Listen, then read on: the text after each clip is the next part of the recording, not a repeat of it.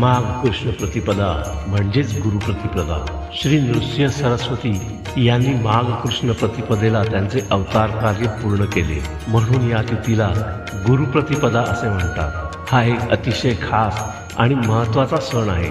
गाणगापूरमध्ये हा उत्सव खूप मोठ्या प्रमाणात साजरा केला जातो। या दिवशी नृसिंह सरस्वती स्वामी महाराजांनी श्री क्षेत्र गाणगापूरमध्ये निर्गुण पादुका स्थापन करून आपला अवतार पूर्ण केला। प्रथम नृसिंह सरस्वती महाराजांनी कृष्णाकाठी असलेल्या श्री क्षेत्र औदुंबर येथे एका चातुर्मासासाठी वास्तव्य केले।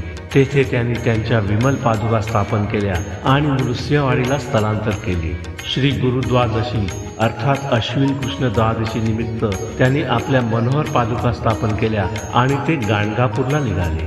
गाणगापूर येथे 24 वर्ष वास्तव्य करून माघ कृष्ण प्रतिपदा या पावन तिथीला आपल्या निर्गुण पादुका स्थापन करून ते लौकिक अर्थाने श्री शैल्य मल्लिकार्जुन क्षेत्री जाऊन अदृश्य झाले। त्यांनी आपला देह ठेवला नाही, ते फक्त अदृश्य झाले आहे। महाराष्ट्रातील दत्त संप्रदाय नृसिंह सरस्वतीच्या अवतारापासून उद्भवला असे मानले जाते। श्री नृसिंह सरस्वती यांनी शिव, विष्णू, देवी, गणेश आणि नरसिंह यांच्या उपासनेचा उपदेश केला।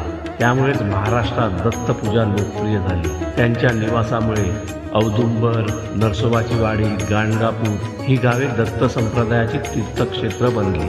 महाराष्ट्राच्या भूमीवर भक्ती आणि मोक्षाचा मार्ग दाखवणारा हा महापुरुष मराठी संस्कृतीच्या इतिहासात युगपुरुष म्हणून नेहमीच राहील।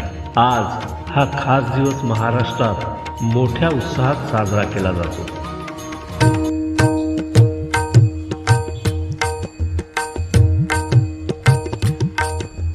दिगंबरा दिगंबरा श्रीपाद वल्लभ दिगंबरा, दिगंबरा दिगंबरा श्रीपाद वल्लभ दिगंबरा, दिगंबरा दिगंबरा श्रीपाद वल्लभ दिगंबरा, दिगंबरा दिगंबरा श्रीपाद वल्लभ दिगंबरा।